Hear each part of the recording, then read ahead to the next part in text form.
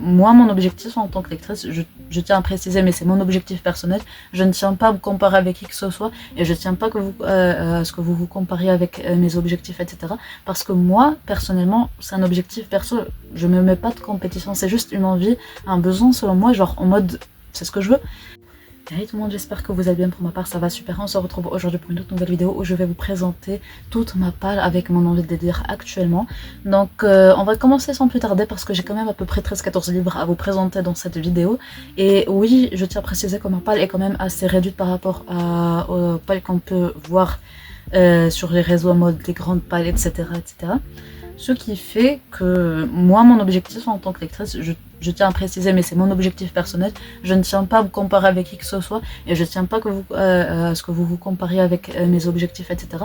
Parce que moi, personnellement, c'est un objectif perso, je me mets pas de compétition, c'est juste une envie, un besoin selon moi, genre en mode, c'est ce que je veux, et c'est d'avoir au minimum 30 livres et d'augmenter ma palle. Voilà, on est clair. Et je suis pas vraiment influencée par les réseaux. C'est juste ce besoin d'avoir des livres et d'avoir le choix d'en lire autant, de lire tant de livres, genre d'avoir tant de livres dans ma bibliothèque que je peux lire quand je veux et comme je veux. Bref. On va commencer tout de suite avec les livres que je n'ai pas actuellement. Et premier livre, c'est un livre sur lequel je doute fort. Et parce que je sais pas, en fait, l'envie que j'avais au début, elle s'est un peu estompée au fil du temps. Et surtout avec les avis négatifs que j'ai pu voir, je me suis dit, genre, ça m'a un peu refroidi. Alors, c'est Ugly Love de Colleen Hoover. Alors oui, l'autrice est problématique et je tiens à préciser que j'ai acheté d'occasion, juste pour être claire et précise. Bref, alors déjà je me souviens plus du résumé donc je peux pas vous le donner. Et sincèrement, ce roman, je sais pas, comme j'ai dit, je doute fort, je sais pas si je vais le garder, si je vais le lire ou pas. Mais je le garde un petit peu parce que j'ai bien aimé Verity et j'ai l'impression que j'ai envie de donner encore sa chance à Colleen Hoover parce que c'est une autrice qui est quand même assez populaire sur les réseaux et tout. Donc je me dis peut-être qu'avec un autre de ses romans je pourrais tenter, etc. et aimer. Bref, on ne sait pas. Alors je pense que pour l'instant j'ai encore regardé. Et je tiens à préciser aussi que c'est le livre le plus vieux de ma palle. Je l'ai acheté quand même, je sais pas, ça fait plus d'1 an. Genre limite le livre que j'ai le plus vieux, le deuxième livre, ça fait quelques mois que j'ai acheté. Genre juste pour vous donner un ordre d'idée, moi quand j'achète un livre généralement je lis après. Et genre je le lis juste après. Mais là vu que j'ai envie en fait d'avoir ce choix de livre, que j'ai à lire genre en mode je veux lire ça, je veux lire ça, etc. C'est assez récent. Donc maintenant j'essaie de construire un petit peu ma pile à lire, etc. En fonction aussi du contexte en même temps, si j'ai quelque chose à lire, etc. Bref. On va passer à un troisième tome, à une fin de série, mais l'univers n'est pas encore fermé, dans le sens, vraiment, il y a encore des spin-offs, etc. Et c'est Hunger Games, le tome 3 de Susan Collins. Alors, ce roman, j'ai déjà lu le tome 1 et le tome 2. Le tome 1, je l'ai en ma possession. J'ai acheté le tome 2 avec le tome 3 et j'ai lu le tome 2 bien avant l'année dernière, en empruntant à mon CDI. Ce qui fait que, genre, il n'y avait pas le tome 3 ni dans mon CDI ni dans la bibliothèque près de chez moi. Ce qui fait que de base, que j'allais acheter la suite. Mais ça m'a un peu, on va dire, dépêché parce que c'est une trilogie que j'aime bien, et ça me donne envie de savoir ce qui se passe, etc. Ce qui fait que j'ai envie d'avoir la suite, déjà en ma possession, mais aussi pour pouvoir la lire et découvrir ce qui se passe à la fin. Donc je pense pas qu'on ait vraiment besoin de résumer pour Hunger Games, parce que c'est tellement populaire. Alors je vais attendre la sortie du dernier spin-off qui est sorti, parce que j'ai déjà celui sur Snow, donc il me manque plus que les tomes 2 et 3 à recevoir, et le tome sur l'entraîneur de Katniss, parce que de base je veux l'acheter en poche vu que j'ai déjà tout en poche. Donc pour moi c'est sûr, j'attendrai au moins la sortie en poche. Bref, dernier livre que je n'ai pas en ma possession, et c'est la duologie Six of Crows de Leigh Bardugo. Alors faut savoir que d'une certaine manière j'ai un peu le seum pour cette duologie parce que j'ai le tome 1 de Shadow and Bones en anglais et j'ai la duologie en poche en français. Alors moi de base je suis pas perfectionniste sur les livres doivent avoir la même taille, etc. Ils doivent être uniformes. Alors oui, j'essaie un peu de rendre ma bibliothèque un petit peu esthétique, etc.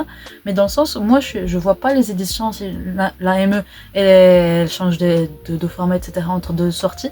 Mais je deviens perfectionniste quand c'est le même univers, d'une même saga. Dans le sens, Shadow and Bones Six of Crows doivent déjà être de la même langue et aussi du même format, mais genre vraiment ça doit être la même chose, genre comme ça c'est uniforme, parce que moi quand c'est une nouvelle, quand c'est un univers, j'aime quand c'est uniforme, quand ça va entre soi, quand les tomes genre ils sont complémentaires niveau esthétique. Et voir que je n'ai pas Six of Crows dans la même édition que Shadow and Bones, ou que j'ai pas Shadow and Bones dans la même édition que Six of Crows, genre, ça m'énerve un petit peu, ça me frustre plutôt, et sincèrement, je suis un peu dégoûtée.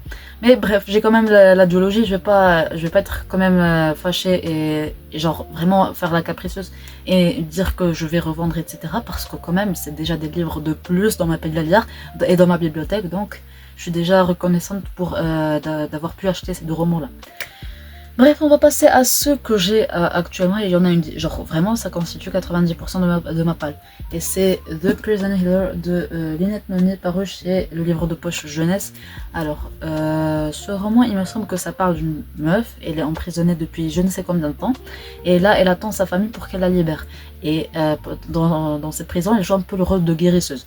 Et là le truc, c'est qu'un jour un prisonnier va venir, ou une prisonnière, je sais plus, avec le message en mode sa famille va venir bientôt, mais vraiment c'est clair, c'est explicite, sa famille va venir bientôt. Et pour ça, et genre, elle doit maintenir ce prisonnier ou cette prisonnière en vie. Et là, on va suivre un petit peu, je pense, le process de sa libération et tout. Et alors, ce roman, en fait, au début, il y avait une hype de fou sur The Prison Healer, et je pense qu'il y en a encore quelques minutes aujourd'hui, mais genre, c'est pas aussi énorme qu'avant. Ça a perdu un petit peu de sa hype et de sa visibilité sur les réseaux. Mais quand même, en fait, pour moi, c'est un classique de la roman fantasy, tellement on l'a vu passer sur les réseaux. Donc, il fallait que je lise et que je découvre ce roman. Et surtout qu'il me donnait envie du résumé et de par la couverture aussi. Ce qui fait que vraiment, je suis assez tentée. Donc, pour moi, en fait, ce roman, c'est un bon 3 sur 5 si je devais noter mon envie. On va passer maintenant à un autre roman. Mais cette fois-ci, l'envie, elle n'est pas là. Mais genre, pour les deux prochains romans que j'ai présentés ensemble, parce que vraiment, l'envie pour ces deux romans, il est nul. Genre, littéralement, mon envie, c'est 0 sur 5. Et c'est Les voleurs de fumée de Sally Green et Chitada, pardon, de Laura Thalassa. Donc en fait, pour ce roman, déjà ça fait des années que je le vois sur les points de vente. Je le vois pas passer sur les réseaux, mais je vois dans les points de vente, et vraiment par l'ambiance, ça me donne envie, en fait, les vibes qui dégagent me donnaient envie de le lire. Mais quand je l'ai acheté, quand j'ai lu le résumé, en fait on va suivre plusieurs personnages qui genre, j'ai même pas compris le résumé, on va suivre plusieurs personnages et basta. Mais genre, ils ont tous une vie, tous des valeurs, etc. Dans le sens, vraiment, c'est précisé dans le résumé. Et là, il y aura une... Il parle de magie, mais vraiment, en fait, le résumé est assez flou, en fait, en lui-même. Ce qui fait que, déjà... Et en plus, le résumé me donne l'impression que c'est un petit peu comme Une vraie sous la cendre, alors que j'ai déjà lu, en fait, l'année dernière, et que j'ai pas trop aimé, que j'ai pas compris trop la hype de Une vraie sous la cendre. Ce qui fait que, sincèrement, ça m'a refroidi vraiment. J'ai l'impression maintenant, j'arrête pas d'y penser, que Les voleurs de fumée, c'est un petit peu comme Une vraie sous la cendre. Ce qui fait que ça a vraiment refroidi, et en même temps avec le temps qui passe, etc. Mais vraiment, mon envie s'est refroidie, ma hype s'est refroidie. Et déjà que, genre, ça fait des années que je l'ai maintenu, cette envie de le lire. Mais vraiment, quand j'ai acheté, ça s'est effondré. Alors on va continuer sur Echitada. Alors j'ai acheté l'été dernier, c'est le deuxième livre le plus vieux de ma bibliothèque, je veux dire de ma pile à lire. Sinon ça aurait été battu par d'autres romans. Bref, Echitada, donc ici aussi le résumé est assez flou. Alors oui, il y a plus de détails que pour Les voleurs de fumée, mais vraiment le résumé est flou et il m'a quand même perdu. Donc on va suivre Célène qui vit sa vie tranquille et qui veut rejoindre l'Académie des sorcières. Et le truc c'est que dans un voyage, je crois, quelque chose comme ça, elle va avoir des souvenirs, en fait, des souvenirs vont lui revenir, elle va connaître un petit peu sa vie d'avant, ou que sais-je encore, et donc elle va savoir qu'elle a un mari qui l'attendait, etc. Et là, on va suivre un petit peu ses péripéties, et quand je l'ai acheté, déjà que mon envie n'était pas assez grande, mais je me disais, roman fantasy qui est dispo, et que je peux lire, donc sincèrement, je fonce. Mais en même temps, l'ambiance, elle me donnait assez bien envie. Mais maintenant, mon envie, encore une fois, elle est nulle. Mais littéralement, mon envie est nulle. Et j'ai pas forcément envie de lire actuellement maintenant, ce qui fait qu'il dort quand même dans ma palle depuis assez longtemps. Alors, on va passer à Shadow and Bones directement. Donc, comme j'ai dit, j'ai juste le tome 1. Et sincèrement, en fait, ce livre me hype de fou, vu la hype qu'il y a autour du Grishaverse. Alors, j'ai l'impression que ça a perdu quand même un peu de sa hype, de sa valeur, en fait, sur les réseaux et sur le BookTok. Que ça fait un petit moment que j'en entends plus vraiment parler.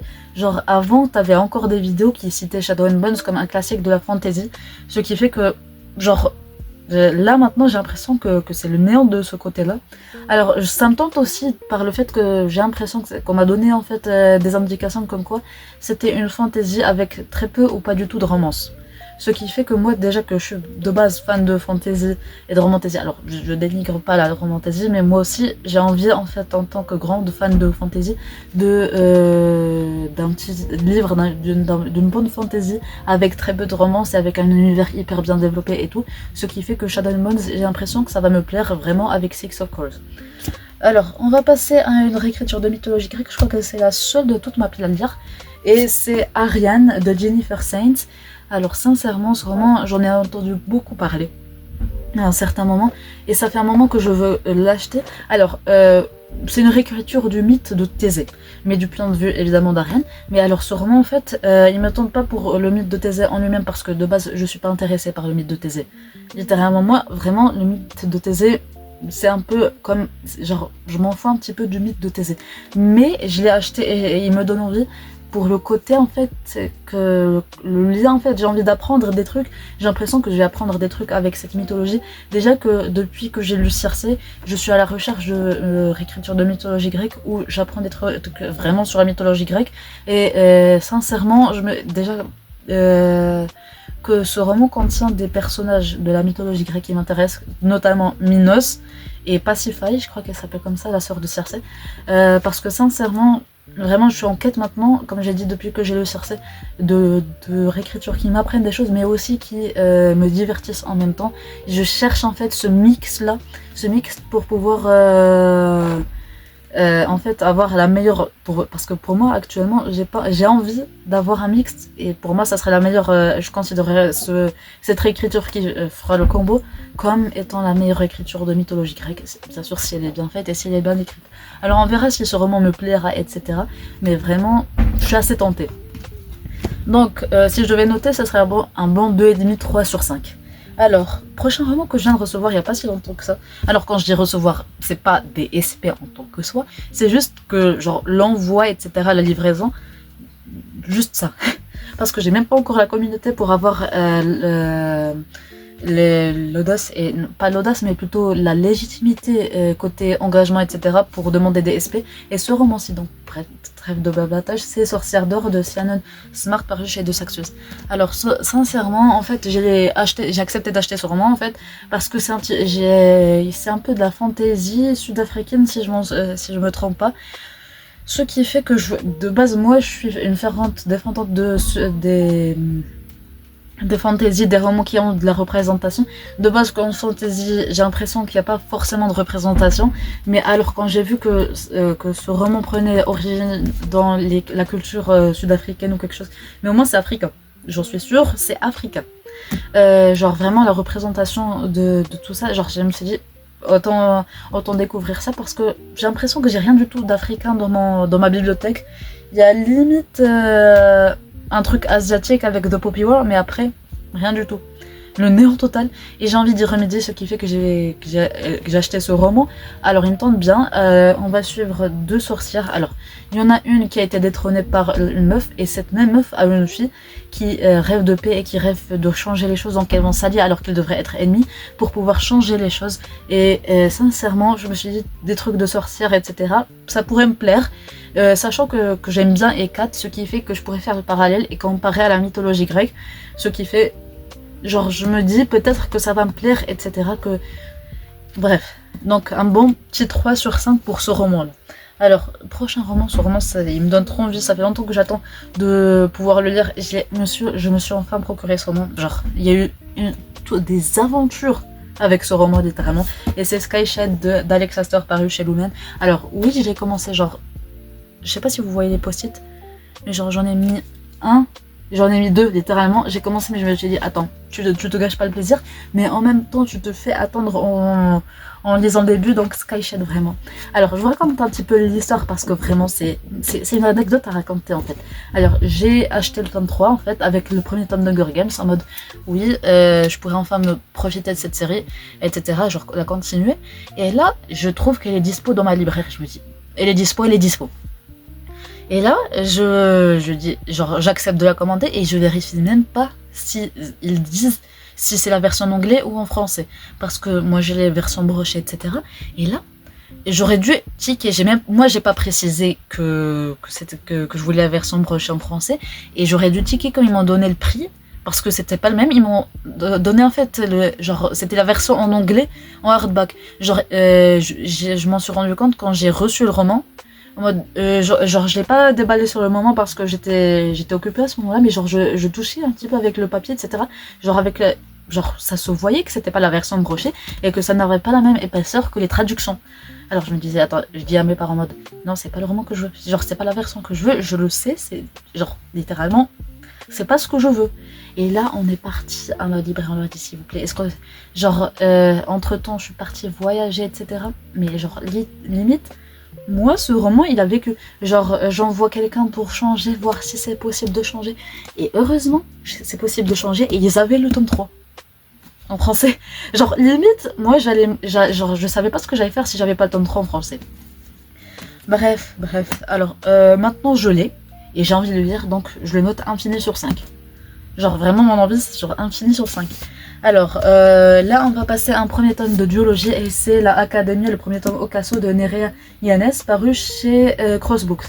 Alors, la version collector, qui est hyper belle. Alors, Et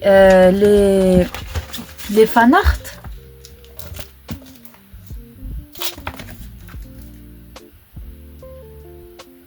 c'est juste hyper beau, j'ai craqué pour l'objet livre.